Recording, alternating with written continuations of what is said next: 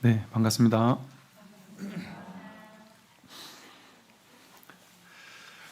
네, 오늘 이제 도네이토 의문론의 오늘 할 부분을 제가 먼저 한번 읽어보겠습니다. 이제 무소견이라고 해서 보되 보는 바가 없이 본다, 하되 하는 바가 없이 한다, 이제 관련된 부분입니다.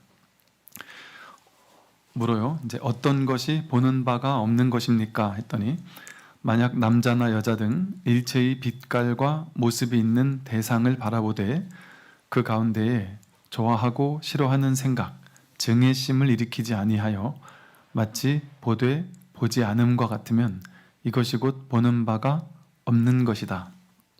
이제 이 부분 먼저 보겠습니다.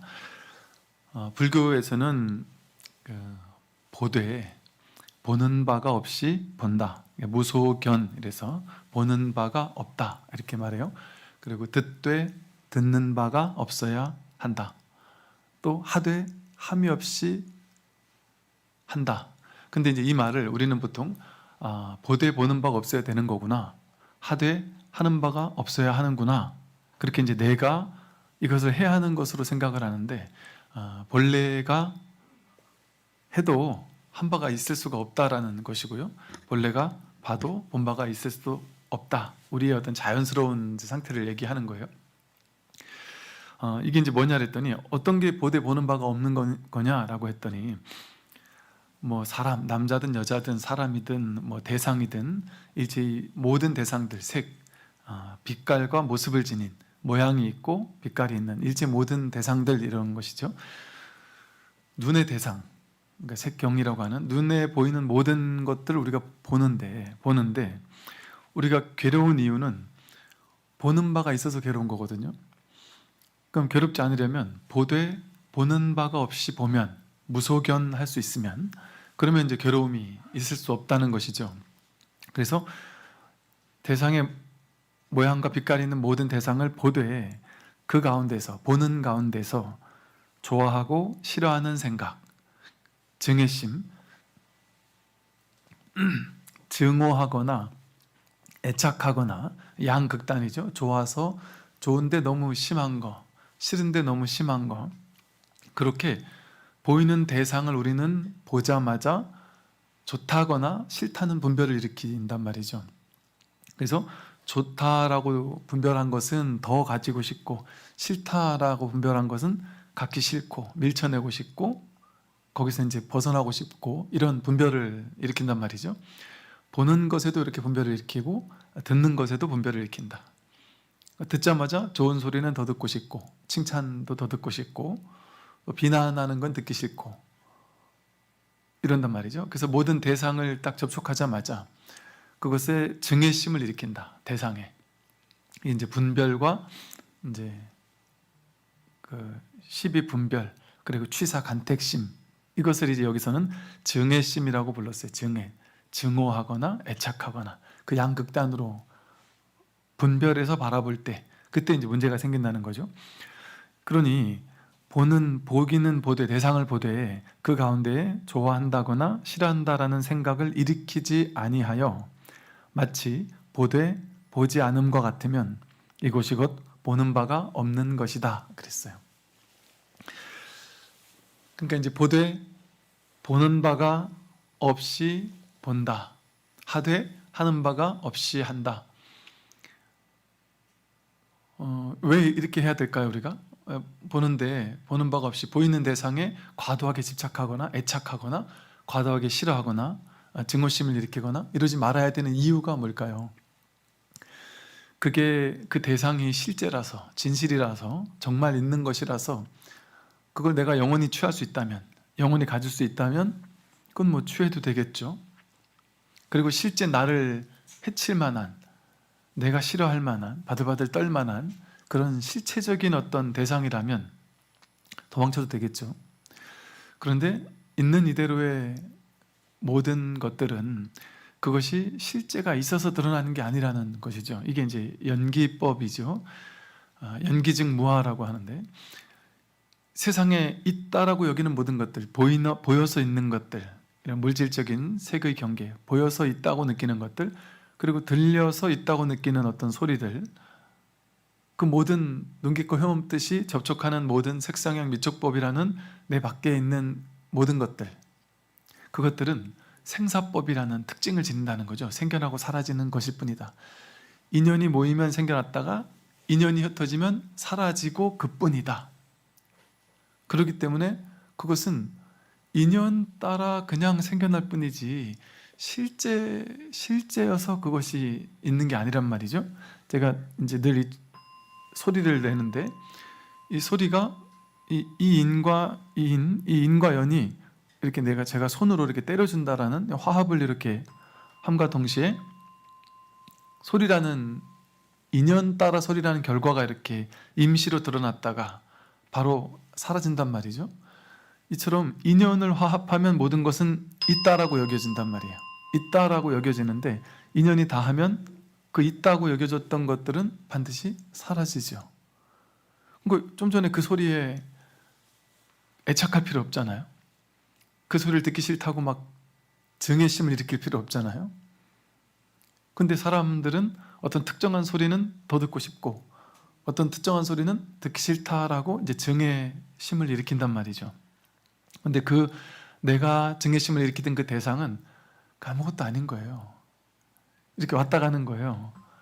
근데 여기에 분별의 습관이 어떻게 나에게 붙어 있느냐에 따라서 어떤 사람은 그 소리를, 어떤 소리가 들리는 것, 이렇게 뭐 우리 층간소음 제가 맨날 얘기하듯이 꿍꿍꿍 거리는 그 층간소음은 그냥 인연 따라 왔다 인연 따라 갈 뿐인데 아무것도 아닌데, 업습이, 우리 업습이 거기에 어떻게 반응할지를 결정한단 말이에요. 어떤 사람은 그냥 이 아무것도 아닌 소리 가지고 듣기 싫다, 짜증스럽다, 이제 그렇게 얘기한단 말이에요. 이거는 듣기 좋은 것도 아니고 듣기 싫은 것도 아님에도 불구하고 우리는 내 안에서 그렇게 이건 듣기 좋아 아니면 이건 듣기 싫어하고 한 생각을 일으킨 다음에 그 생각을 믿어버려요. 쥐고 집착하고 애착하거나 싫어하거나, 그리고 내가 그렇게 쥐거나 버리려고 했던, 취사심을 일으켰던, 증오심을 일으켰던 그 생각을 믿어버려요. 그게 진짜라고 여겨요. 그리고 그렇게 한번 믿기 시작하면 그거는 점점 더 나에게서 이렇게 재반복되면서 내가 한번 듣기 싫다라고 마음을 내고 나면 진짜 듣기 싫은 것처럼 그것은 다시 들으면 막 더 짜증스러워지고 더 싫어지고, 어떤 대상이, 우리들 그런 거 많잖아요. 세상의 모든 대상은 좋았는데 싫어질 수도 있고 싫다가 좋아질 수도 있고, 근데 어떤 한 가지 대상에 대해서 어떻다라고 내가 분별을 탁 씌워버리면 싫다라는 저 사람 뭔가 뒤로 꿍꿍이가 있을 거야. 사람이 저렇게 착할 수가 없어. 사람이 저렇게 나에게 순수하게 잘해줄 수가 없어. 뭔가가 있을 거다. 이런 눈으로, 이제 의심의 눈으로 그 사람을 바라보게 되면 그 사람은 정말 순수하게 뭔가 잘해주려고 했는데도 불구하고 이 사람은 그게 의심과 오해로 받아들여질 수도 있잖아요. 내가 어떤 분별의 시선을 가지고 그걸 바라보느냐에 따라서 그게 달리 보이는 거죠. 나에게는 정말 천사 같은 사람이 다른 사람에게는 전혀 그렇지 않게 보일 수도 있는 것이죠. 이처럼 세상 모든 것들은 실제 그것 자체의 성품은 없다.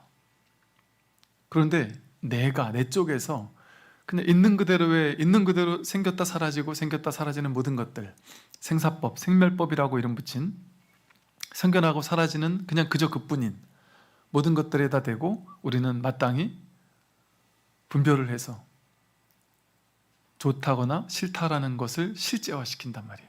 그리고 그 생각을 믿고, 그렇게 되면 이제 좋은 건 더 갖지 못해서 괴롭고 싫은 건 밀쳐내지 못해서 괴로운 일들, 취사간택의 괴로움, 증오심의 괴로움이 생긴다. 그래서 지혜로운 사람이라면, 이 연기적인 안목, 정견의 연기적인 안목이 있는 사람이라면 어떻게 보겠어요? 보는데 보는 바가 없이 본다는 거예요. 무엇이 보되 보는 바가 없이 보는 것이냐? 보되에 분별을 개입시키지 않는 겁니다. 증오심을 일으키지 않고 보는 거예요. 그저 있는 그대로를 있는 그대로 보는 것이죠. 있는 그대로를 내 식대로 왜곡 해석해서 보는 게 아니라 그저 있는 그대로를 있는 그대로 볼 뿐. 이게 되게 쉬울 것 같은데 우리는 한 번도 그렇게 본 적이 없단 말이에요. 요즘에 이제 봄이라 아주 아름다운 봄꽃들이 아주 너무나도 아주 지천으로 이렇게 피어 있는데, 그 꽃 한 송이를 보더라도, 바닷가를 이렇게 보더라도, 풀 한 폭의 나무 한 그루를 보더라도 있는 그대로를 있는 그대로 분별하지 않고 그냥 바라볼 때는 좋다거나 싫다거나, 좋아서 이 꽃이 떨어지지 않았으면 좋겠어 라든지 그런 마음이 없단 말이에요. 사람을 볼 때도 이 사람은 좋다, 이 사람은 싫다, 더 보고 싶다, 더 보기 싫다, 이런 마음이 없단 말이죠. 그럼 어떻게 될까요? 그냥 볼 뿐이지 보이는 것들을 내가 더 봤으면 좋겠어도 없고 보기 싫어도 없단 말이에요. 그럼 어떻게 될까요? 아무것도 바라지 않아요. 그냥 보이는 걸 볼 뿐이고 들리는 걸 들을 뿐이에요. 거기다 내가 분별하지 않으니까, 그 모양을 쫓아가서 해석, 판단, 분별하지 않으니까 내 마음이 번잡스러울 일이 없겠죠? 고요해지겠죠? 그냥 볼 뿐이니까. 필요에 따라 세상을 살아야 되니까 어쩔 수 없이 분별이 필요할 때 분별을 써먹긴 하지만 그 분별에 끌려다니진 않는단 말이죠. 누가 그 사람 키가 커 작아 할 때 그 죽비가 큰 거야 작은 거야 라고 물어보면 그냥 내 분별을 가지고 써먹는단 말이죠. 사용은 한단 말이죠. 이거는 보통 우리가 보던 죽비보다는 작네, 아주 앙증맞고 쪼만하네, 물어보면 이건 작아, 우리 절에 있는 죽비는 작아요, 이렇게 얘기할 수 있겠죠. 분별했단 말이에요. 작아요 하고 분별했어요. 법상 스님 실제로 보면 키가 작아요 이렇게 얘기를 했단 말이에요. 또 보살님들은 키가 생각보다 크다고 얘기하는 분도 계시더구만요.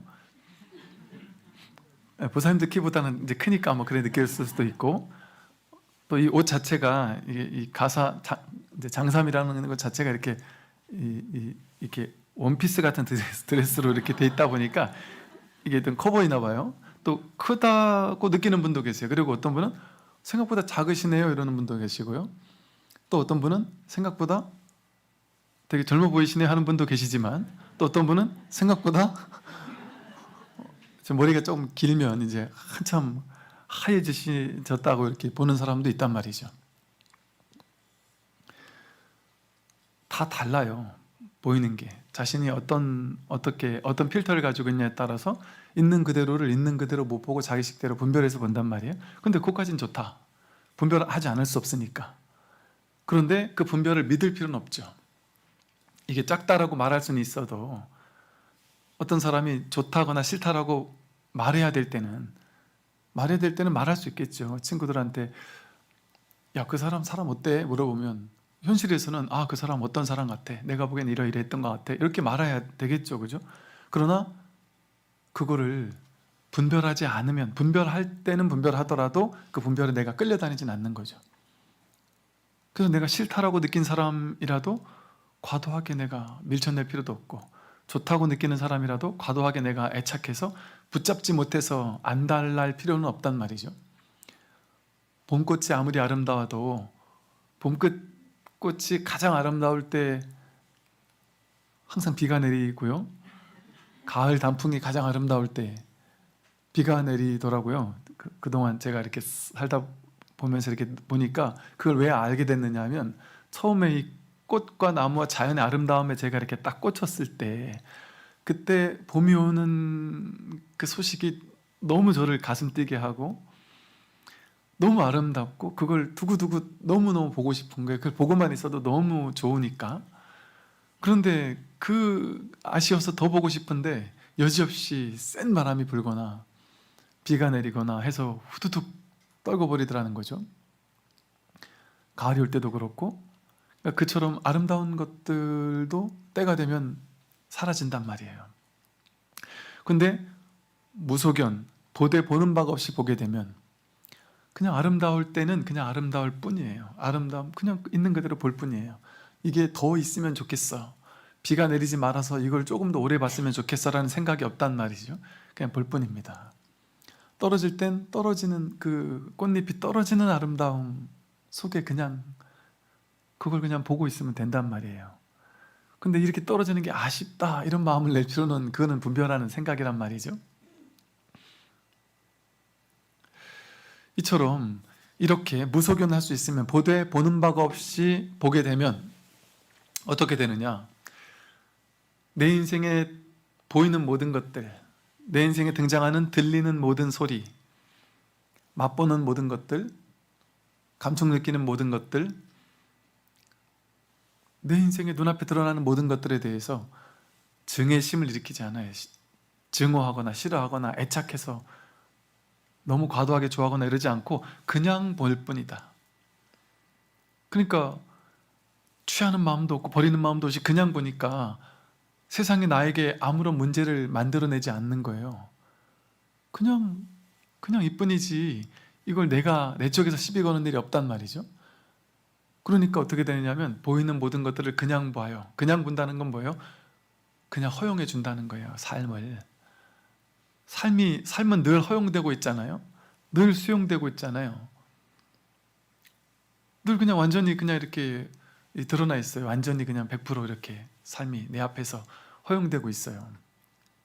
근데 늘 100% 허용되고 있는 이 삶에 대해서 내가 이거는 더 보고 싶고 저건 보기 싫어하고 취사간택하니까 거기서 문제가 생긴 거지, 본래의 있는 그대로의 삶을 있는 그대로 있을 수 있도록 그냥 내버려 두면, 내비둘 수 있다면, 허용할 수 있다면, 내가 조작하지 않고 세상 모든 것들을 조작하지 않고, 조작이라는 건 내 뜻대로 더 갖고 싶어, 이거는 버리고 싶어 하는 마음 없이 그냥 내버려 둘 수 있다면 문제가 없어요.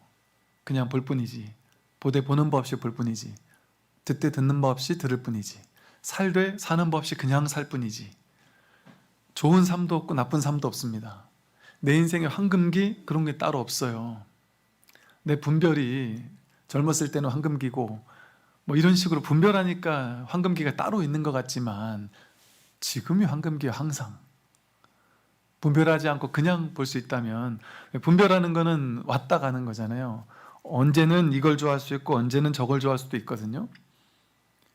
어떨 때는 젊었을 때가 좋아, 난 젊음으로 돌아가고 싶어. 또 어떤 사람은 나는 지금이 좋아, 나이도 들고 여유도 있고 뭐 이런 게 훨씬 좋은 것 같아, 이럴 수도 있단 말이죠. 그러니까 그거는 어떤 게 좋다 어떤 게 나쁘다 하는 건 자기 생각이에요. 분별이라서 왔다 가는 거예요. 이럴 때도 있고 저럴 때도 있는 것이죠. 그러니까 분별하는 것은 믿을 수가 없어요. 그리고 알 수 없어요. 그건 내가 분별한 것일 뿐이기 때문에 나는 이걸 좋다고 여기지만 다른 사람은 다른 걸 좋다고 여길 수도 있고, 또 내가 좋다고 여겼는데 나중에 보니까 그게 안 좋았던 것도 있을 수 있고, 그래서 분별한 것은 알 수 없어요. 내가 생각으로 판단 분별해가지고 이건 좋은 거 저건 나쁜 거라고 여겼던 그 모든 판단이 진짜 옳은지를 알 수 없습니다. 하나도 진짜 옳은지 그른지를 알 수가 없어요. 왜 알 수 없을까요? 옳다거나 그르다라는 것 자체가 내 분별이기 때문에 그래요. 옳은 것도 옳은 측면이 있지만 틀린 측면도 있고요, 아름다운 측면이 있지만 추한 측면도 있고요. 세상 모든 것들은 다 그런 두 가지 측면을 다 함께 가지고 있습니다. 저라는 한 사람은 키가 큰 측면도 있고 작은 측면도 있어요. 저를 크다고 하는 분별을 가지고 본 사람은 아 작네 이럴 것이고, 작다는 분별을 가지고 본 사람은 크네 이렇게 느낄 거예요. 있는 그대로 못 보거든요. 내가 안다라고 여겼던 모든 것들이 정말 아는 것인지 알 수 없어요. 옳다라고 했던 것들을 정말 옳은지 알 수 없단 말이죠. 그러니까 삶은 온통 모를 뿐이에요. 온통 모를 뿐이에요. 알 수 있는 게 하나도 없어요. 내 인생은 지금까지 성공적이었어. 내 인생은 어느 순간엔 좋았는데, 내가 30대 땐 좋았는데 40대 땐 영 별로였어. 그게 정말일까요? 그 자기 생각 아닌가요? 지금이 내 인생의 최악이야. 정말일까요? 에카르트 톨레나 바이런 케이티 같은 세계적인 영적인 스승이라고 불리는 사람들은 본인들이 내 인생의 최악의 순간이야 라고 느끼던 그때 깨어났어요.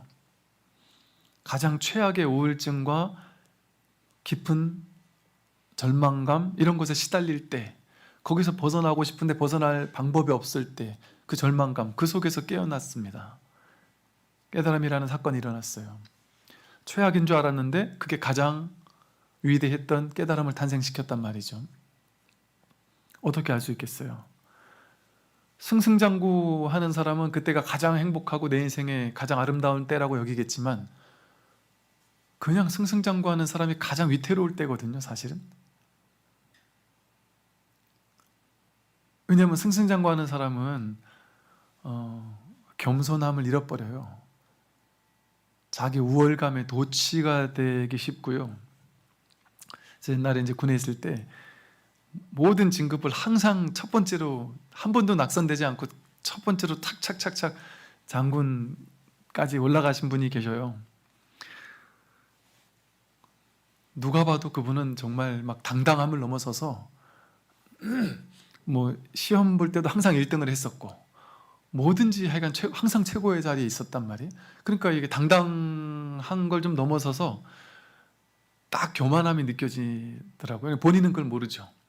또 이제 그 정도 자리에 올라가면 밑에 사람이 누가 교만하다고 말할 수 있겠어요? 아무도 말을 못해요. 근데 교만하다고 느꼈던 게 뭐냐 하면, 이제 본인 있는 부대 말고 그 옆에 부대나 저쪽 부대나 이런 부대들에서 조금 훈련을 좀 못했다거나 뭐 사고가 일어났다거나 이런 좀 안 좋은 일들이 있었어요. 근데 그런 사람들을 이렇게 얘기를 하면서 이게 비판을 하면서 저렇게 하니까 저래 되지 하면서 이게 나는 방법을 아는데 그거를 모르니까 저렇게 되는구나 하면서 이제 뭐랄까, 이제 나는 옳다, 나는 잘 안다, 난 잘한다, 나는 잘하는 방법을 알고 있다, 그렇기 때문에 이 자리까지 왔다 하는 어떤 그런 교만함. 근데 이제 그게 여태까지 살면서 진실이었으니까 교만함이라고도 할 수 없죠. 누가 그렇게 얘기하면 그 사람은 난 교만한 게 아니다, 그건 진실을 말한 거다, 이렇게 얘기했겠죠. 몇 년 있다 그분을 만났는데 중간에 한번 풀이 확 죽었었고요. 그러고 나서 1, 2년 있다 또 만났는데 다시 살아났는데 겸손하게 살아났더라고요. 그게 뭐냐면, 당신 부대에서 내가 맨날 욕하든 맨날 사고 치는 막 부대원들이 사고 치고 막 이런 일들이 나는 안 일어나는 방법을 알고 있다, 이렇게 생각했는데 당신 부대에서 엄청 큰 뭐 사고가 일어났어요. 그래가지고 너무 절망을 했죠. 그리고 좌절감을 느꼈고, 내가 해서 안 되는 게 있구나라는 걸 비로소 깨달았던 거죠. 그리고 마음을 비웠어요. 그 되게 나중에 봤더니 다시 살아나서 상당히 겸손해지면서 내가 할 수 있는 건 최선을 다해 하되 마음을 열고 뭐든 배우려고 하면서 겸손하지만 당당한 사람으로 균형이 잡혔더란 말이죠. 그 사건이 자신을 살린 거예요. 그 전에 제가 만났을 때만 해도 본인은 몰랐지만 주변에 있는 사람들이 그 사람에 대한 평이 되게 안 좋았거든요. 근데 나중에 몇 년 있다 제가 그분을 다시 만났을 때는 그 주변 사람들의 평이 너무 좋더라고요. 사람이 너무 많이 바뀌었다고. 본인에게 최악의 순간이었던 순간이 본인을 살렸던 거예요.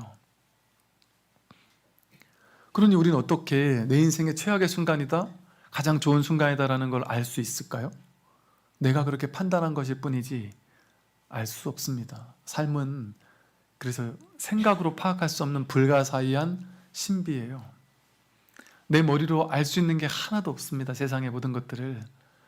우리는 우리 머리를 가지고, 공부 많이 한 사람들은 학문적인 지식을 가지고 코로나는 왜 왔을까? 이게 인류에 도움이 될까 안 될까? 백신을 맞는 게 좋을까 안 좋을까? 이번에 대통령 선거는 결과가 좋은 걸까 안 좋은 걸까? 저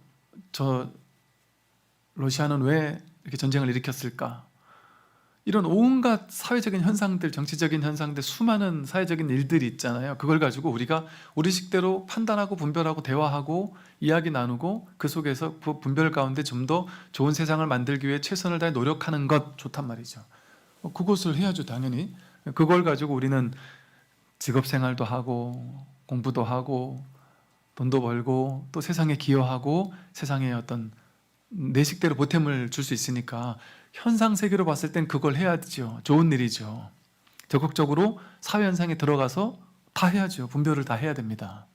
그런데 그 분별만 하는 사람은 어떠냐면 그 분별을 하고 분별한 것을 실제라고 여겨서 심각해해요. 정말 있는 거라고 여겨요. 코로나가 온 것을 나쁜 것이라고 판단하는 사람은 코로나는 정말 최악의 인간에게 온 최악의 현실이야, 이렇게 괴로워하고요.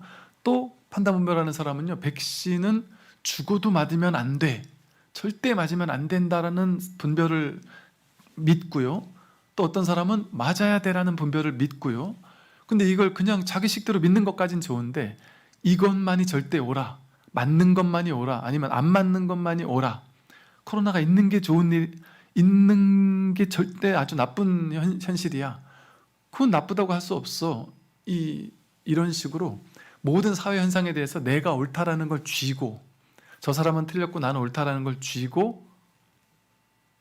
될 때 어떤 일이 생길까요? 괴로움이 생깁니다. 백신 맞으면 절대 안 되라는 걸 100% 믿고 집착하고 고집하는 사람은 맞은 사람이 기분 나쁠 수도 있겠죠. 내가 옳다고 느낄 수도 있겠죠. 대통령 선거에 여당 야당 누가 되냐에 따라서 반은 기쁠 것이고 반은 괴롭겠죠. 근데 보되 봄이 없이 보고 하되 함이 없이 하는 사람, 집착이 없는 사람은 어디도 절대적으로 옳은지 그른지를 알 수 없음, 모를 뿐이라는 이 진실에 눈 뜨는 사람은 그거에 대해서 내가 판단을 할 수 있을지언정 그 판단에 과도하게 사로잡히진 않는단 말이에요. 현실을 살아야 되니까 투표도 하고 분별도 하고 판단도 하고 다 하지만 거기에 끌려다니지 않는단 말이에요. 그러니까 나는 1번을 찍었지만 2번이 돼도 뭐 그럴 수 있나 보다 응원해 줄 수 있고, 그 반대도 마찬가지일 수 있단 말이에요. 코로나라는 현상도 그렇고 모든 현상이 마찬가지예요. 우리가 요즘에 보면은 인터넷 댓글 같은 데 보면 모든 사회 현상들, 뉴스거리를 보면 뉴스 밑에 댓글이 아주 극단적인 댓글들이 모든 기사에 다 실려요. 정말 댓글을 보면 극단적이에요. 동일한 현상을 보고 어떻게 이렇게 극단적인 견해가 있을 수 있을까 싶을 정도로, 제가 전에 말씀드린 것처럼 심지어 연예인이 기부했다라는 거에 밑에도조차 악플이 달리더라고요. 좋은 일을 했다는 건데도. 똑같은 현상을 가지고 반은 막 죽어라고 욕하고 반은 죽어라고 잘했다고 칭찬한단 말이에요. 칭찬하고 비난하는 것까진 좋은데 그걸 자기 마음 안에서 실제라고 믿어버리면, 그 생각은 실제 정말 진실이고 정말 옳은 거야, 거기에 대한 과도한 믿음, 과도한 집착, 옳다 그러다는 과도한 증애심, 분별심이 있으면 자기를 괴롭히는 거예요. 남들을 괴롭히는 게 아니라 자기를 괴롭히고 남들도 괴롭혀요. 자기가 괴로워져요. 여러분들이 이 견해를 가지든 저 견해를 가지든 전 아무 상관없잖아요. 아무 상관이 없어요. 그런데 문제는 뭐냐면, 제가 이런 말을 늘 하는 이유는 뭐냐 하면 본인이 괴로워진다니까요. 한쪽에 과도하게 치우쳐서 절대적으로 옳다고 집착하면 그건 본인을 괴롭히는 거예요. 그것이 아무리 옳더라도 거기에 과도하게 집착하면 그건 틀려버려요.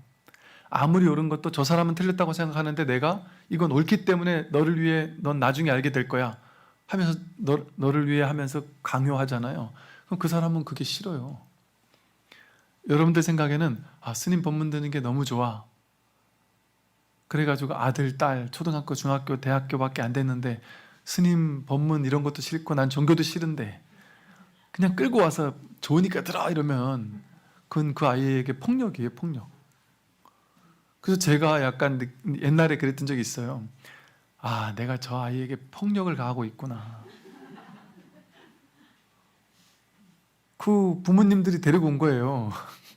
그 아이 인상을 쓰는 정도가 아니라 얼굴을 똥 씹어먹은 표정으로, 정말 빨리 가서 게임이나 한 판 하고 싶은 표정으로 이러고 앉아있는 친구에게 되게 미안한 마음이 들었더라고요. 그래서 본인이 정말 원하지 않으면 아무리 좋은 것도 그걸 내가 강요하게 되면 그건 상대방에겐 폭력이 돼요. 이게 지혜 아니겠어요?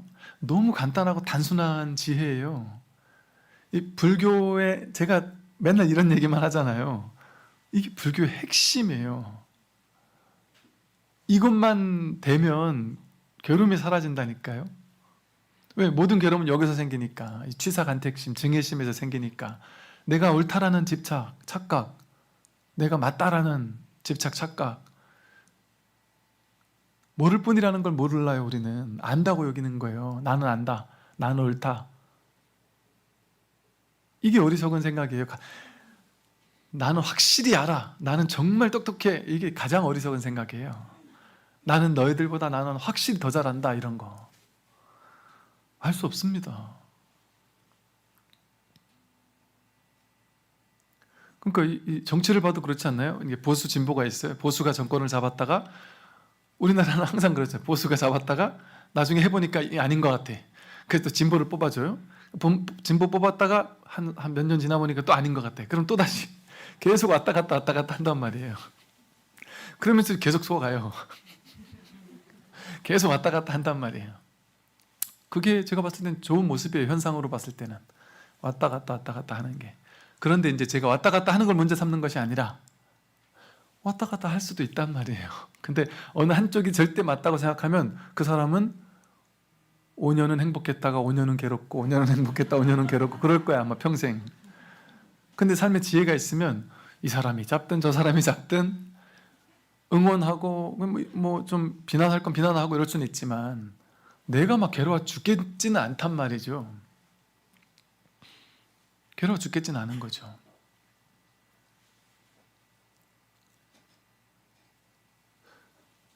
이것은 올바른 지혜가 아니라고 여길 수도 있겠지만 이렇게 분별하지 않고 분별하는 것, 그게 진짜 지혜예요. 찐 지혜예요. 금강경에서 머무는 법 없이 마음을 내라. 응무소주 이생기심. 화가바드 기타에서도 집착 없이 마음을 내는 것. 옳다도 마음 내고 그르다라고도 마음을 내라. 근데 거기 과도하게 집착하면 그것은 괴로움을 가져온다. 이 세상 모든 지혜의 전통에서 똑같이 얘기하는 유일한 지혜예요. 너무나 간단하고 단순한 지혜예요. 근데 우리는 죽어라고 이런 지혜를 들어도 내 인생에서 안 돼요. 실천이 안 돼요. 아무리 들어도 잘 안 돼요. 왜냐하면 해본 적이 없거든요. 옳은 옳은 거고 그른 그른 거고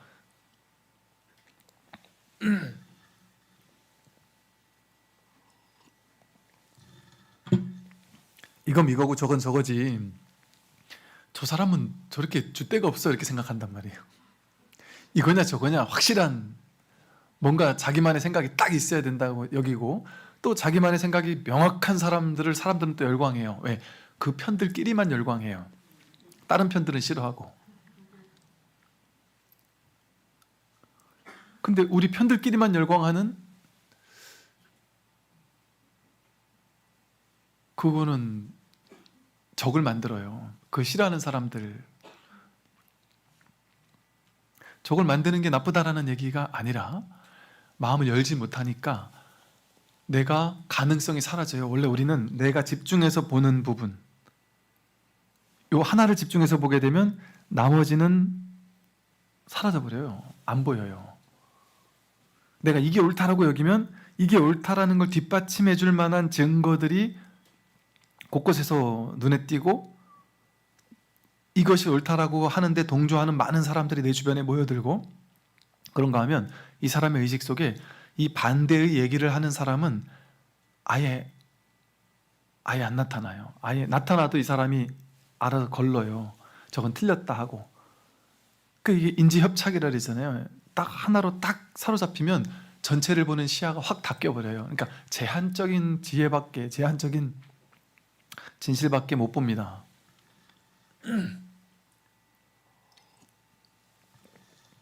전체를 아우르는 균형감 있는 시야? 이게 닫혀버려요. 균형감 있는 시야가 뭐냐면 부처님께서 말씀하신 정견이에요. 바르게 본다. 그럼 뭐가 정견이냐? 있는 그대로를 있는 그대로 보는 거예요. 분별하지 않고 보는 거예요. 분별을 하되 분별함이 없이 분별하는 거예요. 그러니까 분별할 수는 있지만 이것이 절대라는 생각은 없이 그걸 바라보는 거예요. 그러면 다른 모든 다른 가능성, 내가 알고 있는 것과는 전혀 다른 가능성에도 마음을 열 수 있어요. 여러분도 그런 게 있었을 거예요. 내가 이게 절대 옳다고 여겨가지고 이것밖에 안 보이고 살았는데 어떤 친구나 누군가가 이것과 전혀 반대되는 얘기를 해서 정말 저건 아니라고 여겨가지고 내가 야 내기하자, 얘는 100% 이게 맞다라고, 나는 이게 100% 맞다라니까 나는 거의 100%에 가깝거든요 이게. 근데 저 친구도 거의 100%에 가깝다면서 내기를 하자고 한단 말이에요. 5만 원 빵 하자 이런단 말이에요. 그럼 내 생각엔 이게 100%니까 야 하자 10만 원도 줬다 이렇게 얘기를 한단 말이에요. 그랬다 제가 뺏긴 적이 있거든요. 대학 다닐 때 저는 너무 옳은 정도가 아니라 이건 200% 옳다고 느꼈어요. 내가 직접 받고 직접 확인까지 했기 때문에 100%다. 근데 제가 그때 얼마나 어이가 없었냐면 야 쟤는 정말 대단하다. 쟤도 정말 아니라는 게 100%인데 왜 저걸 끝까지 고집하지? 이래 느꼈다니까요. 저는 이게 나는 100%인데 저 친구는 틀린 걸 자꾸 주장을 하면서 저렇게까지 당당하게 주장을 한다고? 이 말이 돼? 이렇게 느꼈다니까요. 근데 나중에 제가 틀리고 그 친구가 맞았어요. 그 나중에 이게 뭐지 싶어서 충격을 받았어요. 되게 충격적이었어요. 왜? 이렇게까지 확신을 가지는 것도 틀릴 수 있단 말이야? 그 되게 충격이었어요. 그래서 열고 봤더니 그러니까 사람은 자신이 완전하지 못하다는 걸 인정해야 되는 거예요. 우리는 100% 봤다고 생각하지만 100% 볼 수가 없어요. 내가 보고 싶은 것만을 주로 봐요. 놓치는 부분들이 반드시 있단 말이에요. 혹은 그때는 100%였는데 그 이후에 상황이 달라졌을 수도 있고 그거까지 못 봤을 수도 있고 이런 일들이 우리 인생에 많잖아요. 있을 수 있거든요. 이게 되게 단순한 진리인데 이것이 되면 삶이 이제 정말 이제 말 그대로 팔자가 핍니다. 인생이 피기 시작해요. 문제가 사라져요. 왜 그러냐면 내 생각으로 내가 추구하는 바는 있어요. 원하는 인생은 있어요. 내가 꿈꾸는 삶의 방향성은 있어요. 그러나 집착이 없어요. 반드시 그래야 된다는 생각은 없어요. 그리고 내가 옳다라는 보장도 없어요. 내가 옳다라는 생각이 있으려면 나가 있어야 되거든요. 근데 나라는 것부터가 분별이 만든 나라는 생각이 분별이에요, 사실은. 그러니 이 분별을 만드는 것이 그 분별일 뿐이지 진실일 수가 없어요. 그럼 뭐가 분별 아닌 걸까요? 있는 이대로의 삶이 있는 이대로 무분별이에요. 그대로 무분별이에요. 분별은 사람에게서 나와요. 사람이라는 분별에서 나와요. 그걸 중생이라고 이름했고 분별의 무더기가 모인 걸 보고 이 분별하는 캐릭터, 그러니까 임시로 만들어진 분별하는 캐릭터 하나를 가지고 우리가 나라고 이름 붙이고 걔가 만든 생각을 진짜라고 여기면서 이렇게 속으며 살았던 거죠. 근데 본래는 그러니까 우리가 번뇌즉 보리라고 하고 중생즉 부처라고 하는 게 우리가 분별을 믿으니까 중생이 된 거잖아요.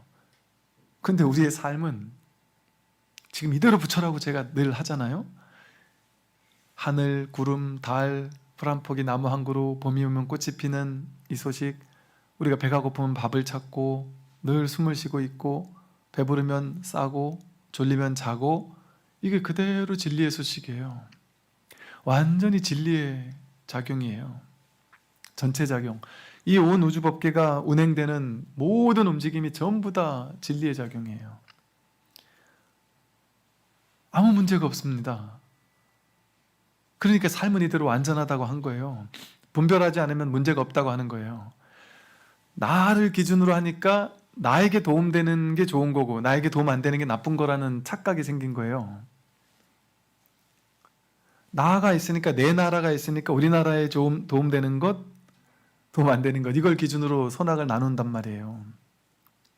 본래는 나도 없고 우리나라라는 것도 없어요. 통으로 온 우주법계 전체가 통으로 하나예요. 하나의 진실 하나밖에 없어요. 그래서 삶은 내버려 두면 삶 자체의 진리에 따라 흘러가요. 그 진리가 삶을 알아서 흐르게 해요. 그러나 자유의지라는 건 뭐냐면, 그러나 내가 자유의지를 마음껏 내도 좋다. 내가 지금 그 의지가 있으니까, 그것도 하나의 자연이니까. 그러니까 마음껏 자유의지를 내고 살아도 좋단 말이에요. 판단하고 분별하고 이거 하고 싶고 저거 하고 싶고 이건 하고 싶고 저건 하기 싫고 다 해도 좋단 말이에요.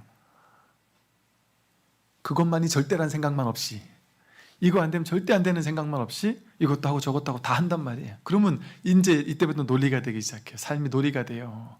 힌두교에서는 릴라일 있어요. 유희가 된단 말이에요. 왜 그럴까요? 그냥 열심히 한단 말이에요. 열심히 삶을 가지고 놀아요. 이렇게도 가지고 놀고 저렇게도 가지고 놀고 이것도 도전하고 저것도 도전하고, 안 되면 안 돼도 재밌고 되면 돼도 좋고, 안 되면 안 되는 게 옳으니까 안 된 거예요, 쉽게 말하면. 근데 내가 고집으로 안 되면 절대 안 돼, 이 고집을 하면 괴로워진단 말이에요. 근데 그 고집이 없으면 이건 원래 안 될 건가 보다, 인연이 안 될 인연가 보다. 근데 내가 그때 가슴 뛴 건 왜 그랬을까? 그냥 그때 가슴 뛰는 걸 통해서, 그걸 하는 걸 통해서 내가 뭔가 이 속에서 뭔가 배움이 있고 경험이 있겠구나. 실패가 아니에요, 그 경험은. 내가 원하는 걸 못했다 할지라도 그 경험 자체가 삶은 경험되기 위해서 일어나요. 경험 자체가 벌써 목적이에요. 이 경험을 통해 어떤 걸 얻겠다가 얻고 나서 목적 달성되는 게 아니라 그냥 매 순간 사는 그 자체가 목표 달성이에요. 지금 여러분이 꿈꾸는 모든 삶의 완전한 시나리오는 100% 완성된 상태입니다. 이걸 깨닫는 게 부처가 되는 거예요. 깨닫는 것, 부처가 되는 것, 성불하는 것은 뭐를 성불하는 것이냐고 하느냐면, 수행이라는 것을 통해서 열심히 갈고 닦아서 그 결과, 깨달음이라는 결과를 얻는 것으로 끝나는 공부가 아니에요, 이거는.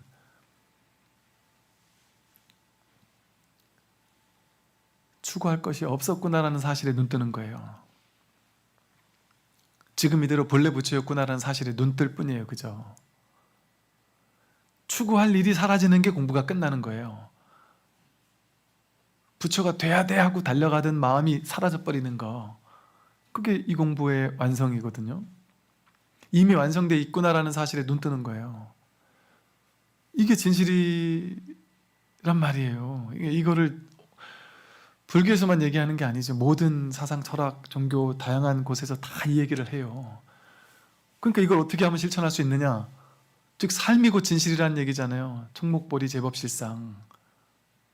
내가 이렇게 살고 있는 이게 그대로 진실이에요. 실수도 아름다운 거예요. 실패도 아름다운 거예요. 왜? 실패, 성공, 그건 내가 분별한 거잖아요. 내가 그거에 대해 판단한 거잖아요.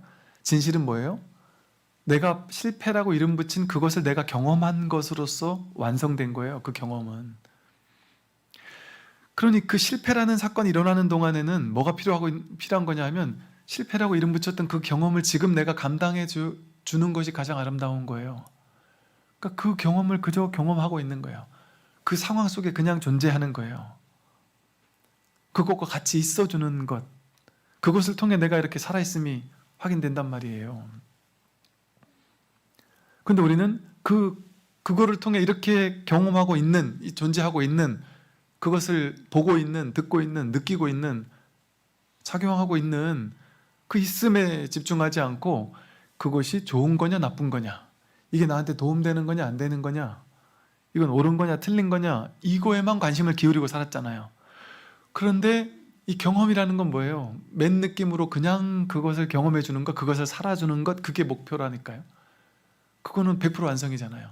내가 이건 나쁜 거야 하고 경험하든, 이건 좋은 거야 하고 경험하든, 좋고 나쁘고는 둘로 나뉘는데 그 경험은 그대로죠. 병이 걸렸어요. 병원 신세를 지고 있어요. 그럼 어떤 사람은 나는 재수가 없어서 왜 이렇게 나에게 병이 왔을까 하고 세상을 원망하고 부처를 원망하고 신을 원망하고 나를 병나게 만들었던 과거를 되짚어 보면서, 부모님이 나한테 운동을 안 시켜서 그런가? 음식을 몸에 좋은 걸 안 해줘서 그런가? 딴 친구는 보약도 해준다는데 나는 보약도 못 먹고 커서 그런가? 온갖 문제거리를 만들어내면서 그들에게 화살을 돌리면서 지금 이 순간을 불평불만할 수도 있잖아요. 그런가 하면 야 그래도 요 정도 병이길 다행이다. 더 크게 병날 수도 있고 죽을 병 걸 수도 있었는데 요 정도이길 다행이다. 그래도 나는 복이다 이럴 수도 있잖아요. 동일한 상황에서 어떤 사람은 세상을 원망하고 어떤 사람은 아 다행이다 이렇게 할 수도 있어요. 근데 이거는 법과는 상관없는 일이에요. 둘 다. 기왕이면 부정적으로 보는 것보단 긍정적으로 보는 게 낫겠죠. 그러나 부정적으로 보는 것도 분별이고 긍정적으로 보는 것도 분별이에요. 여기서 공통적인 건 뭐예요? 그냥 지금 아프다라고 하는 그 경험, 일어나고 있는 그 경험을 통해서 그게 좋은지 나쁜지는 모르겠다. 이게 진실하지 않나요? 그게 나한테 더 도움을 줄지 안 줄지는 알 수 없어요. 그리고 사실은 경험 그 자체가 완성이에요.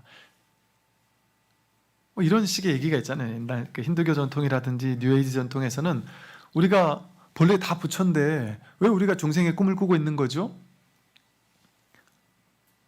부처는 진리는 통으로 하나이기 때문에 진리는 진리를 눈이 눈을 볼 수 없듯이 하나는 하나를 볼 수 없고 하나는 하나를 경험할 수 없어요. 하나가 진짜 찐으로 경험하고 싶은데 경험할 수가 없어요. 하나는 하나니까. 근데 하나가 자기를 경험하고 싶은 거예요. 법이 부처님이 자기를 경험하고 싶은 거예요.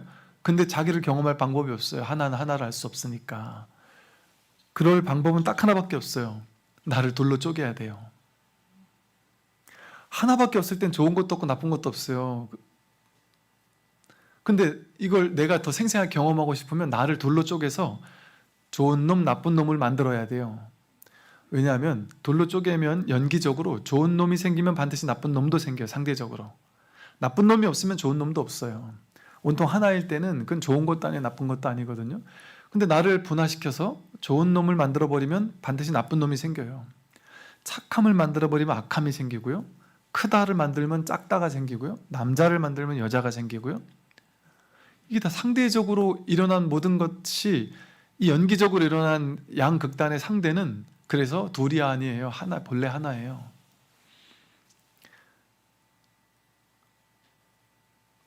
법 하나가, 진리 하나가, 마음 하나가 자기를 분화해서 나쁜 놈으로도 좋은 놈으로도 드러났단 말이에요. 푸틴으로도 젤렌스키로도 드러났단 말이에요. 이재명으로도 윤석열로도 드러난단 말이에요. 법 하나가, 진실 하나가. 그런데 이것과 저것은 둘이 아니에요. 서로 미워하는 양극단 둘이 아니에요. 하나예요, 하나. 그래서 우리 생각에는 좋은 거, 옳은 거, 선한 거, 아름다운 거, 진리인 거는 다 남겨두고 나쁜 놈들, 적들, 삿된 것들은 싹 없애버리고 싶잖아요. 옛날에 온갖 전쟁들이나 뭐 이런 것들이 다 그래서 일어나지 않았어요? 히틀러도 유대인들은 아주 열등한 종족이라, 짐승만도 못한 열등한 종족이라 그 종족을 싹을 없애버리면 지구가 더 우등 유전자가 남아가지고 지구 전체에 도움이 된다. 나는 세상을 구원하는 사람이다. 이런 식의 생각이 있으니까 그런 어리석은 일을 저지르지 않았겠어요? 그러면 안 되죠. 정말 열성 유전자가 정말이란 말도 말이 안 되지만 있다 할지라도 이것은 같은 몸이라니까요. 동체예요. 동체. 같은 동체 대비심. 같은 몸이에요. 이 말은 뭐냐면 우리 세상에 악을 100% 없애겠다고 마음을 내서 그 사람을 좋게 바꾸고 뭐 이런 노력은 최대한 해야 되겠지만 악은 없어질 수가 없어요. 선이 있는 동안은 반드시 악이 있어요. 선악은 둘이 아니기 때문에. 부자가 있는 동안은 반드시 가난이 있어요. 가난한 사람 다 없애겠다? 이게 100% 다 안 돼요. 왜냐면 지금 100원도 없는 사람, 10억 있는 사람이 있지만 가난 없애겠다고 아무리 해도 나중에 가면 이제 10,000원 있는 사람과 100억 있는 사람이 10,000원 있는 사람이 또 가난한 게 돼버리거든요. 나쁜 사람이라고 해도 그 사람을 제거해야 된다는 생각은 위험한 생각이 이유가 여기 있어요. 나쁜 생각이 또 다른 자기예요. 그러니까 동체 대비심이 생기면 우리 부모님이 자식이 나쁜 짓을 해도 제거하는 게 아니잖아요.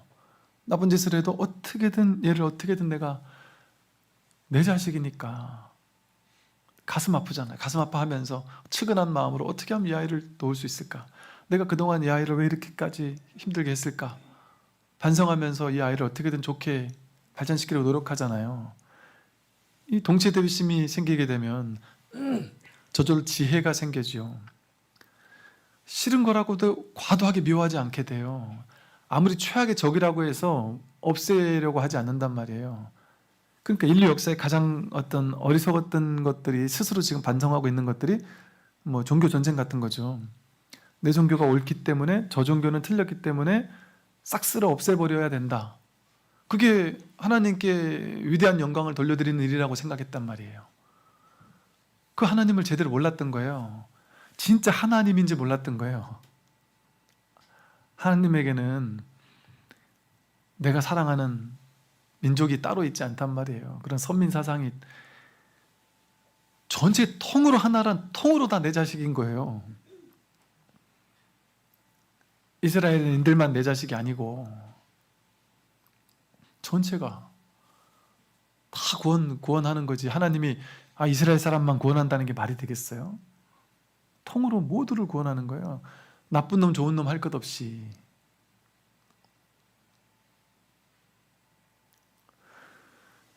이렇게 눈뜨게 되면 우리가 싫어도 과도하게 싫어하진 않아요. 좋아도 과도하게 좋아하진 않아요. 그리고 내가 싫어하는 부분도 있어야 되는 거구나. 원래 있는 거구나.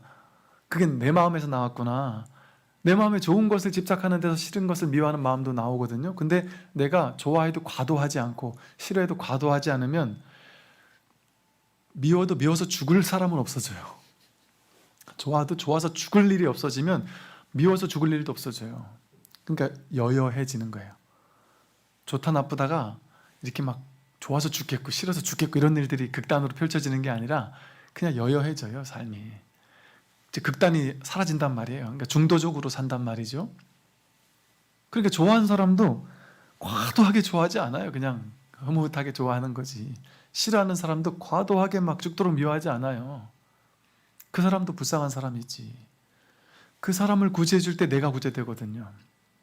최악의 한 사람을 구제할 때 이 세상이 밝아지거든요. 자기가 구제되는 거거든요. 왜? 나의 일부분이니까. 실제 그렇지 않나요? 우리가 천하의 나쁜 놈을 보고서 막 욕을 해요. 나쁜 놈들 보면 나쁜 짓 한 걸 보면 우리는 다 같이 욕하잖아요. 근데 그 욕하고 있지만 한편으로 좀 찜찜하지 않나요? 이놈은 좀 심하긴 했지만 나에게도 이런 성향이 영 없는 건 아니거든요. 우리에게도 제가 이제 50보 100보라는 말을 했지만 어떤 분들은 스님 50보 100보라도 50보와 100보는 엄연히 다릅니다. 100인 나쁜 놈하고 1인 나쁜 놈은 엄연히 다릅니다. 제가 그것도 다 똑같다는 얘기를 하는 게 아니에요. 근원에서. 현실에서는 다르죠, 당연히. 그럼 착한 일 한 사람은 칭찬해 줘야죠, 현실에서는. 나쁜 일 한 사람은 법적으로 다 이렇게 응징받고 있잖아요. 그런 것은 명확히 해야죠, 당연히. 그것까지 제가 부정하자는 얘기가 아니에요. 잘못하면 거기 법에 따라서 딱 결과를 받는 게 맞죠. 당연히 그건 해야죠. 그걸 얘기하는 문제 삼는 게 아니에요. 내 마음에서, 지금 내 마음의 평화를 위해서 그렇게 과도한 것을 옳다고 과도하게 믿고 있을 때, 그때 내 인생에 괴로움이 시작된다니까요. 이 아무 일 없는 세상이 갑자기 일투성이, 문제투성이, 사건 사고투성이, 해결할 일들 투성이로 바뀐다니까. 이 세상이 아무 일 없는 세상이 엄청나게 시끌벅적한 세상으로 바뀌어요. 그때로는 이런 더러운 세상에 내가 더 이상 살 수 없다 이렇게 여기기도 해요. 사람들의 어떤 부정적인 것을 보고 너무 충격을 받고 실망을 해서 세상 살 이유가 없다 이렇게 느끼기도 한단 말이죠. 그 모든 것들이 전부 다 자기 분별인 줄 모르고, 자기 한 생각에서 일어난 분별인 줄 모르고, 자기가 분별을 쉬게 되면 세상에 진실이 드러납니다. 좋다 싫다, 좋은 건 취하고 싫은 건 버리려고 했던 그러면서 지금까지 살아왔던 삶이 쉬어지게 되고, 과도하게 좋은 것도 없고 과도하게 싫은 것도 없어요. 그런다고 해서 좋은 일을 안 하고 나쁜 사람을 응징하지 않는다는 얘기는 아니에요. 부처님도 잘못한 제자들 혼내고 호통치고 계율을 제정하고 그걸 못하게 만들었어요. 현실은 현실대로 그대로 똑같이 살아 열정적으로 다 해요. 판단할 거 다 하고 분별할 거 다 합니다. 그러나 근원에서는 양쪽을 다 구제하는 거예요. 그리고 양극단에 속지 않는 거예요. 왜? 내가 분별로 그렇게 만들어놔서 자기 스스로 속는 거니까. 정말 그렇지 않나요? 그러니까 똑같은 하나의 사건을 가지고 저게 저럴 일이야 싶을 정도로, 예를 들어 선거 결과를 가지고 정말 괴로워하는 사람들도 있었단 말이에요. 막 며칠 동안 우울해서 잠이 안 왔다, 이 세상이 비참해서 잠이 안 왔다, 이런 사람도 있단 말이에요. 너무 행복해서 두 발 쭉 뻗고 잤다는 사람도 있고. 똑같은 현상인데, 엊그제 우리나라가 축구를 졌단 말이에요. 근데 저처럼 진지도 모르는 사람도 있는가 하면, 그걸 알게 된 게 막 분노하고 막 흥분하는 사람이 있더란 말이에요. 그 축구 하나 진 거 가지고. 그래서 저는 월드컵 떨어졌나 했어요. 그 월드컵 맞죠? 그게 그 경기가. 근데 떨어진 것도 아니더만요. 예. 그러니까 아무것도 아닌 것이 누군가에게는 막 일희일비하면 얼마나 에너지가 낭비가 탕진되겠어요. 자기 인생의 생명력의 에너지가 툭툭 떨어지잖아요. 아니 그 경기 가지고 왜 내 에너지를 그렇게 낭비를 시켜야 되고 내가 막 그렇게 분노해야 되죠? 그리고 제가 이제 짧은 인생이지만 인생을 보니까 보수가 잡았을 때, 진보가 잡았을 때 나름의 장점, 단점들이 다 있어요. 그렇게 우리가 생각하는 것처럼 여긴 절대선, 저긴 절대야, 그런 게 아니에요. 정책 따라 달라요. 이쪽이 잡든 저쪽이 잡든 나름의 정책 따라 잘한 정책도 있고 못한 정책도 다 있어요.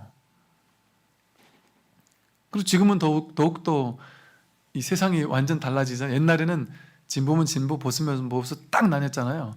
지금은 진보 있던 사람이 안 맞으면 보수로 가기도 하고 갔다 다시 오기도 하고, 또 보수였던 사람이 정권을 잡으면 진보 쪽에 있는 사람을 뭐 총리를 시키기도 하고 또 그 반대이기도 하고, 그때 이게 어찌 보면 세상이 좀 이렇게 열리고 있는 것 같아요. 어찌 보면 이게 바로 융섭이고 통섭이죠.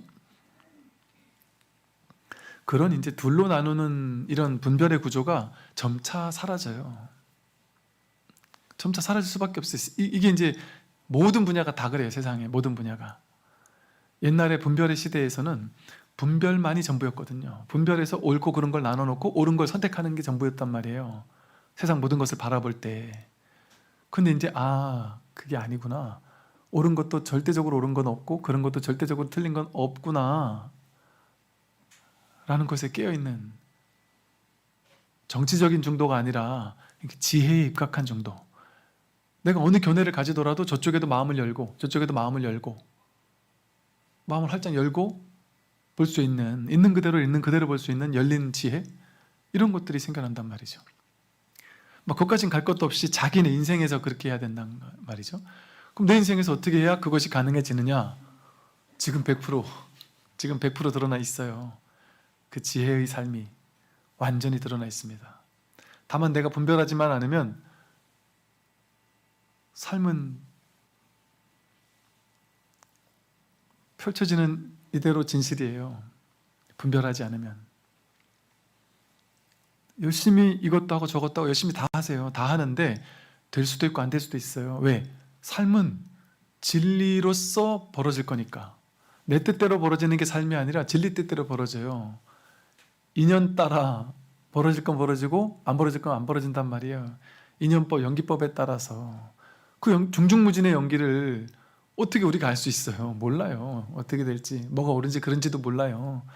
그러니까 이 분별이 되게 똑똑한 것 같지만 이게 헛똑똑이죠. 그러니까 실제 뭐 과학적 연구 성과가 10년 전에 A라는 성과가 났는데 10년 지났는데 완전 결과가 뒤바뀌어가지고 B라는 결과가 나올 수도 있어요. 어떤 약이 몸에 되게 좋다고 나와서 30년을 사람들에게 먹었는데 30년 임상실험 30년 결과 그 약은 없애버리는 경우도 있어요. 문제가 많다 이래가지고 없애버리는 경우도 얼마나 많습니까? 어떤 정책이 너무 좋은 줄 알았고 한 10년 동안은 좋다고 해서 밀어붙였는데 20년쯤 지나니까 후유증이 생겨서 폐기되는 경우도 얼마나 많아요. 알 수 없어요. 그냥 내가 할 수 있는 최선을 다해서 분별할 뿐이에요. 그죠? 그거 가지고 우리 할 수 있는 전부예요. 그러니까 결과는 나에게 달린 일이 아니에요. 결과는 맡겨버려야 돼요. 왜? 하여간 본래 옳거나 그러거나 맞고 틀리거나 이게 정해진 그게 없기 때문에 그래요. 우리는 이게 내가 인생을 사니까 정의가 승리하기를 원하거든요. 영화를 봐도 항상 좋은 쪽이 해피엔딩으로 끝나기를 원하잖아요. 그런 게 정말 현실에서 정말 있을까요? 정말 정의, 절대 정의, 절대 선, 절대 악이 따로 있을까요? 물론 이제 조금 더 착한 사람이 있고 좀 더 나쁜 사람이 있지만 근원에서 절대 선, 절대 악 이런 게 없어요. 제가 오랜 세월 군생활하면서 제가 이제 종교인이다 보니까 종교인들이 그 부대, 예를 들면 사단이면은 한 3만 명 돼요. 군단에 있을 때는 뭐 10만 명이 넘죠. 근데 그 많은 20대 한 3만 명 되는 부대에서요. 그 부대에서 지금 이 시간부로 가장 최악의 죽고 싶은 아이들 있잖아요. 가장 최악의, 그 당시에는 뭐 문제사병, 무슨 뭐 또 사랑이 필요한 장병 뭐 이렇게 불렀어요. 근데 쉽게 말하면 나 지금 죽고 싶다는 거예요. 난 지금 살 수가 없다. 난 지금 당장 탈영하거나 자살하거나 할 것 같다 싶을 만큼 가장 최악의 사람들 모아요. 적을 땐 7, 8명에서 많을 때 15명. 2주에 한 번씩 모아요. 정말 별의별 정말 특이한 사람들, 정말 독특한 사람들을 다 만납니다. 정말. 누가 그러대요. 저 심리 치유하는 사람들이, 바깥에 있는 심리학 하는 사람들이 우리가 되게 부럽대요. 왜요? 그랬더니 우리는 10년에 한 두세 번 만날까 말까 한 임상 데이터를 우리는 매번 이렇게 많이 만나는 건 심리학적으로 봤을 때 너무 큰 성과래요. 그러면서 부러워하더라고요. 그래서 직접 와서 만나보고 얘기를 하시라. 그랬는데, 그러면서 깨달은 게 뭐냐면요.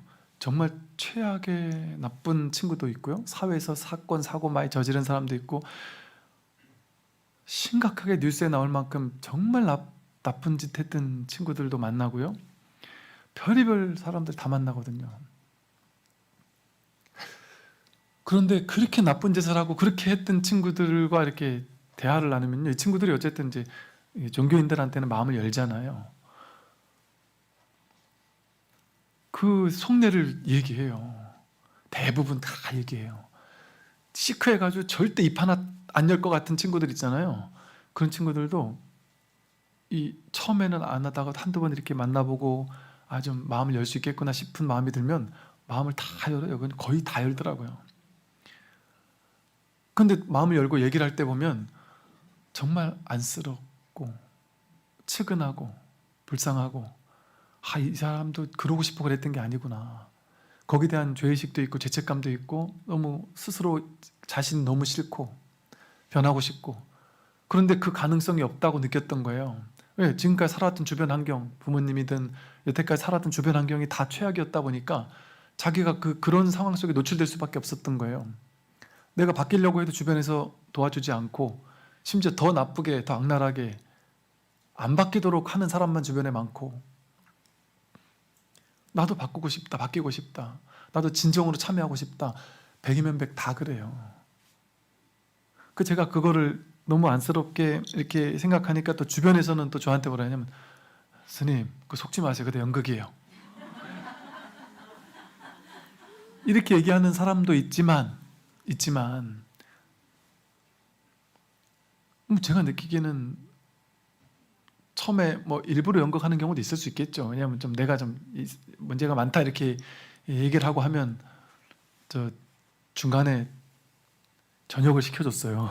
그래서 그러니까 거기 막 잘 보이려고 아니면 뭐 어떻게 할래 이랬을 수도 있겠지만 저는 그런 것과 나는 전혀 상관이 없. 나는 거기에 아예 얘기를 안 한다. 왜? 그걸 내가 하기 시작하면 우리 관계가 뭔가 다른 게 개입되는 관계가 되지 않겠느냐.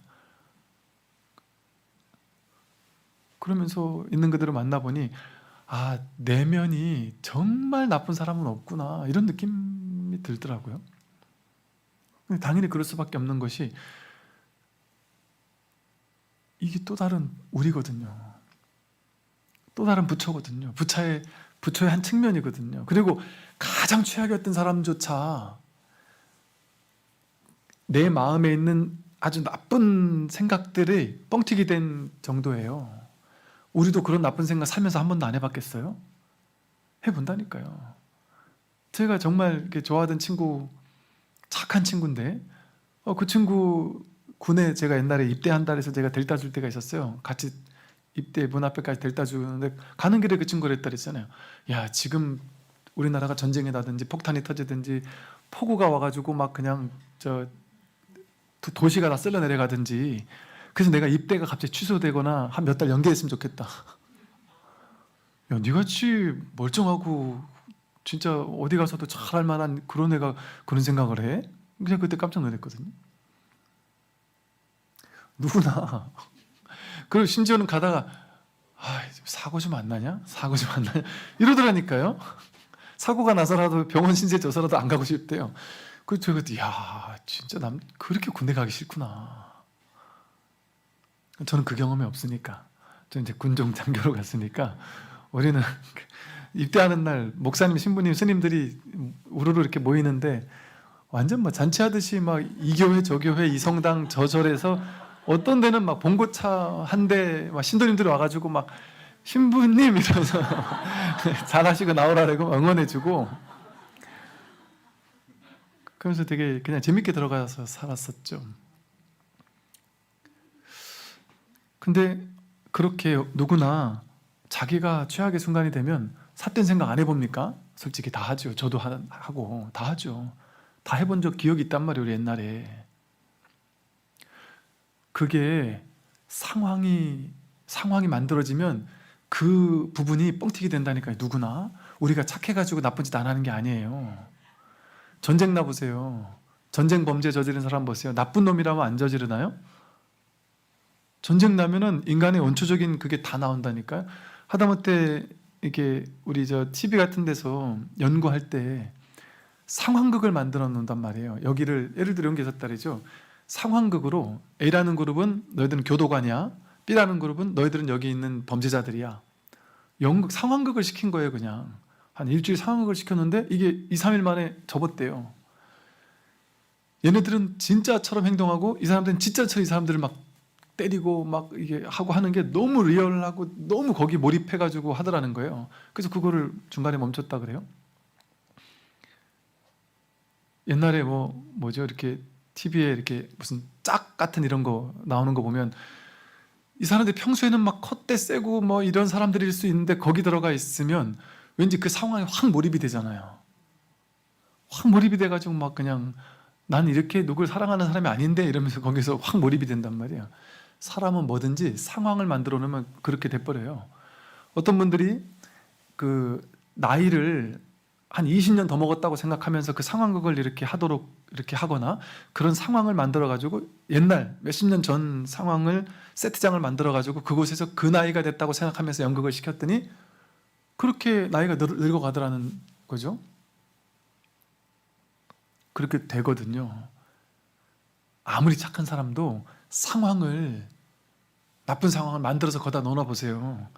그렇게 바뀌어요. 또 주변 사람들이 또 그런 사람들 주변에 모아놔 보세요. 바뀐다니까요. 왜 그럴까요? 나라는 게 실체가 없어서 그래요.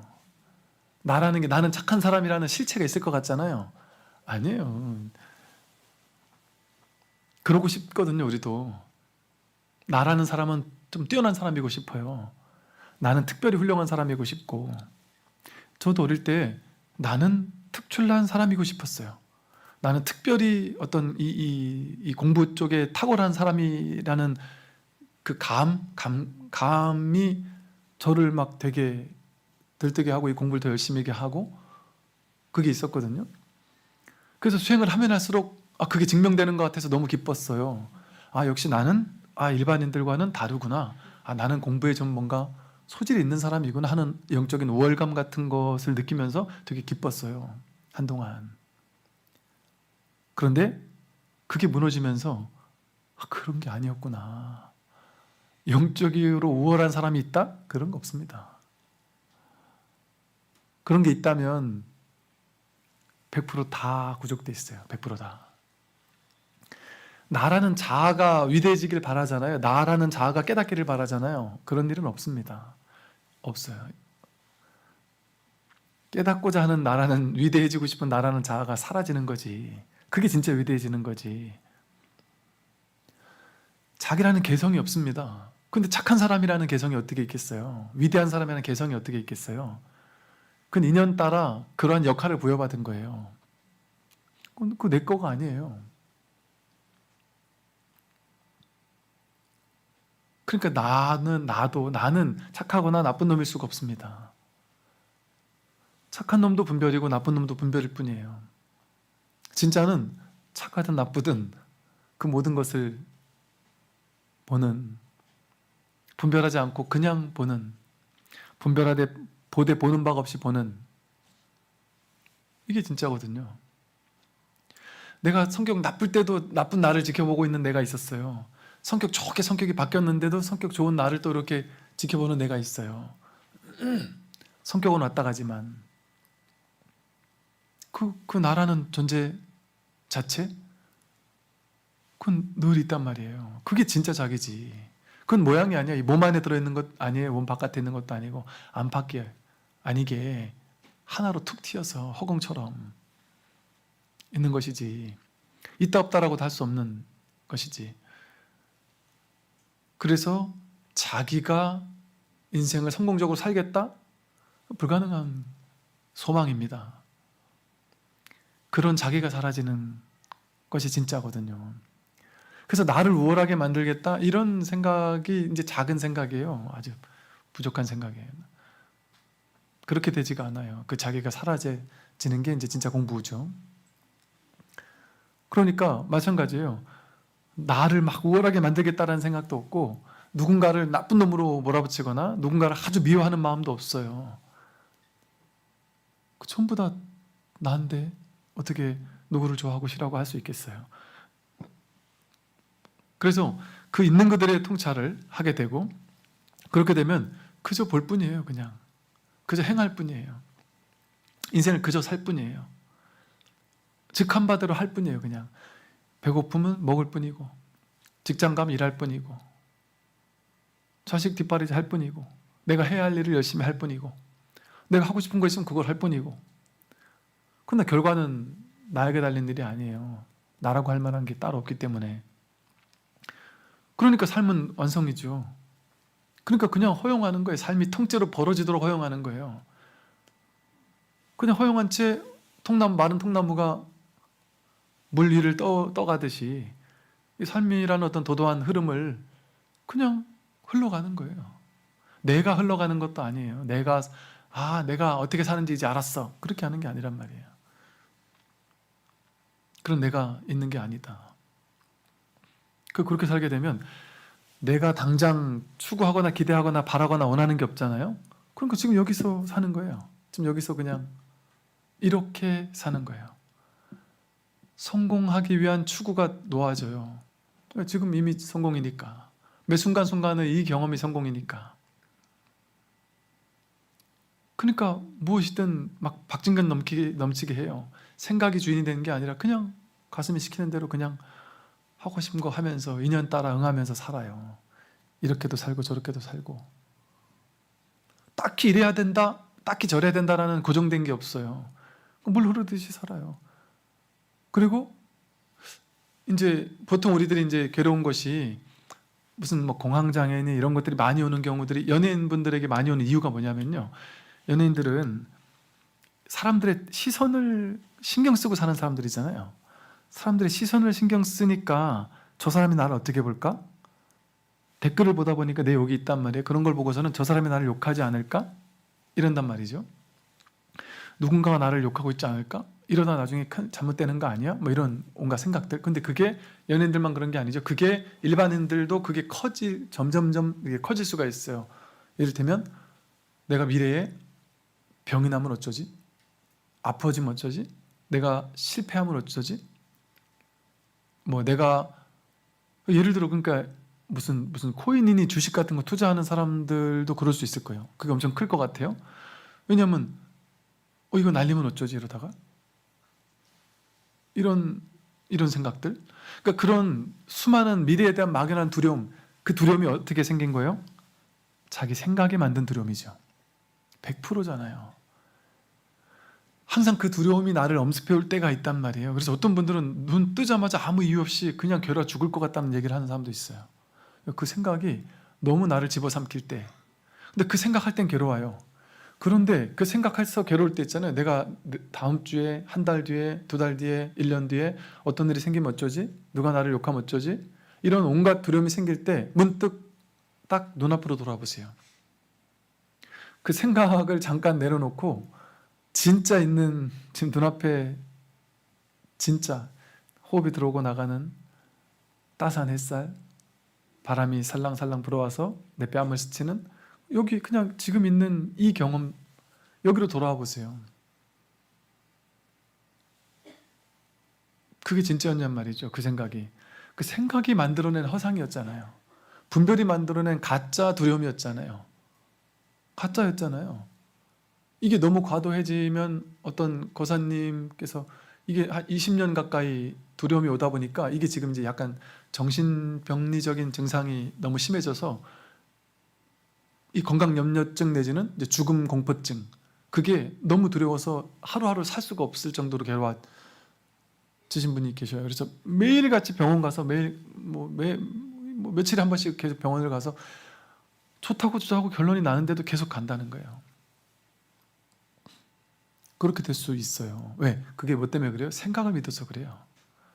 처음에 한 번, 두 번 반복되던 그 생각이 계속, 왜 이건 습관, 업습은 그 두려운 마음을 한 번, 두 번, 세 번 반복하면 자꾸 그 생각을 끌어당기는 거예요. 근데 이제 우리가 마음 공부를 하고 명상을 한다고 할 때는 약간의 유의랄까요?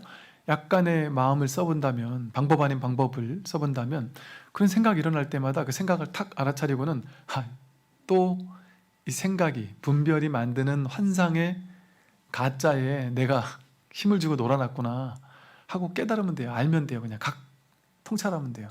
통찰하고 그냥 눈앞으로 돌아오면 돼요. 진짜는 뭐지? 진짜는 그냥 눈앞이에요. 눈앞에는 아무 일이 없어요. 항상. 진짜는 눈앞에서 남은 일이 없어요. 그러니까 온갖 생각들을 믿고 살게 되면 생각이 만든 가상현실 속에서 너무 힘들게 살거든요. 근데 실제 벌어지는 건 눈앞이에요. 그냥. 제가 이제 이런 걸 좀 느꼈던 것이요.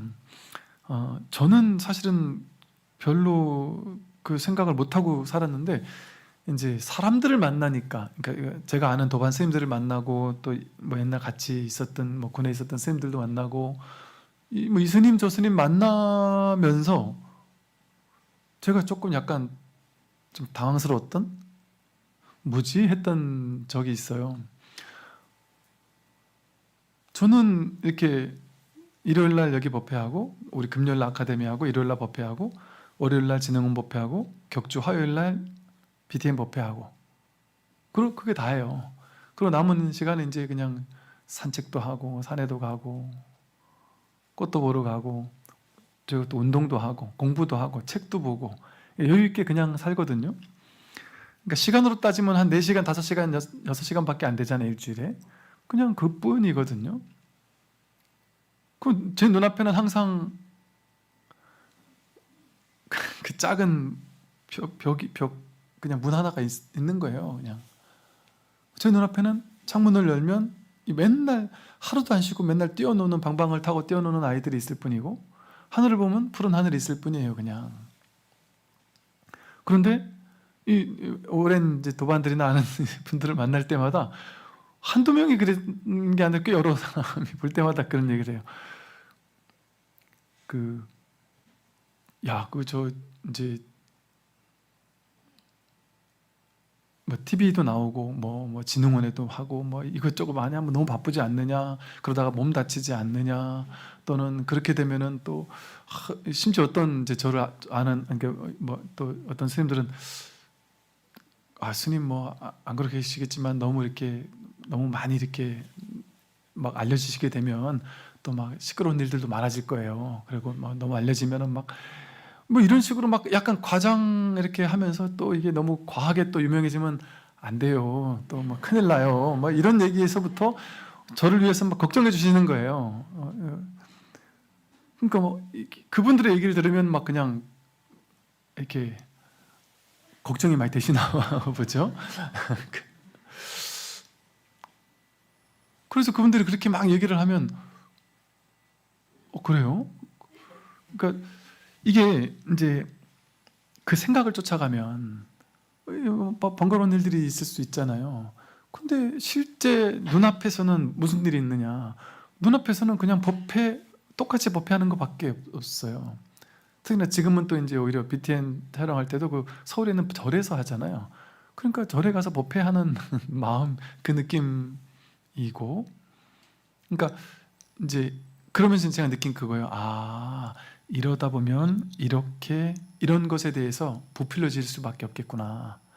그러니까 저는 그냥 심플하게 법회 4번 하고 끝인데, 왜냐하면 제가 군에 있을 때는 매일 하나 두 개씩 무슨 인격지도 교육, 사고 예방 교육, 인성 교육, 뭐 법회 교육 매일같이 한두 개씩 있었거든요. 그래서 일주일에 법회나 강의나 이런 걸 한 14번, 20번은 뭐 항상 했던 것 같은데, 요즘에 내가 이래야 되나 싶을 정도로 이렇게 쉬고 있는데, 이게 이제 노출되니까 그런가 봐요. 이제 사람들이 많이 노출되니까 왜 이렇게 걱정을 해주는지. 그럴 것 같은 옛날에 제가 군에서 그렇게 애쓸 때 걱정 좀 해주지.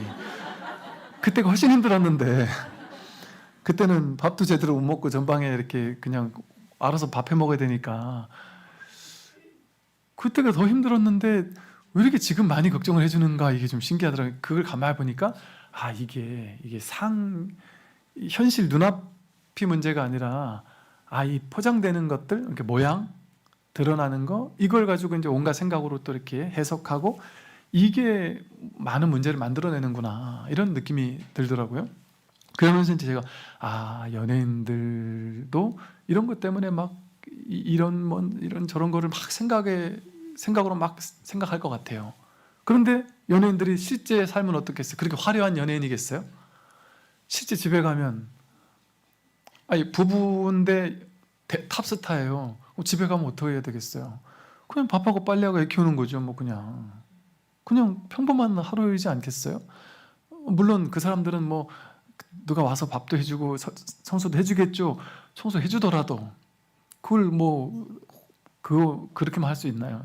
내가 또 하는 부분이 있고 하니까 어쨌든 좀 편하게 살든 뭐 어떻게 살든 어쨌든 평범한 삶이란 말이죠. 누구에게나 똑같은. 그러니까 즉 쉽게 말해 누구나 눈앞이란 말이에요. TV에 나오는 그 어떤 대스타도 그냥 평범한 눈앞을 사는 거예요. 그리고 우리 요즘에 리얼리티 프로그램 같은 걸 보면 옛날에 우리는 어땠냐면 톱스타 이러면 막 대단한 환상의 삶을 살 것처럼 생각했단 말이에요. 우리와는 다른 뭔가 엄청난 삶을 살 거라고 여겼단 말이에요. 근데 그 사람의 리얼 관찰 예능을 보면 그냥 우리랑 똑같네? 이런 느낌이 들잖아요. 그러니까 다 똑같을 수밖에 없는 거예요. 세상 모든 사람이. 눈앞은 다 이 심플하고 단순한 이 심심한 이 평상심일 수밖에 없으니까. 그러니까 대단할 게 아무것도 없는 거예요. 위대할 게 아무것도 없고 신기할 게 아무것도 없고 유명할 게 아무것도 없어요. 유명이라는 거는 환상이에요. 상이에요. 사람이 모양으로 만드는 거예요. 아무 그런 게 없단 말이에요. 이게 모든 사람이 다 평등한 이치예요. 모든 사람은 전부 다 자기 생각을 믿지 않으면 그냥 눈앞을 살 뿐이에요. 눈앞에 아무 일이 없어요. 그걸 자꾸 생각으로 자꾸 막 이렇게 엄청나게 덮씌워서 만드니까 그렇지.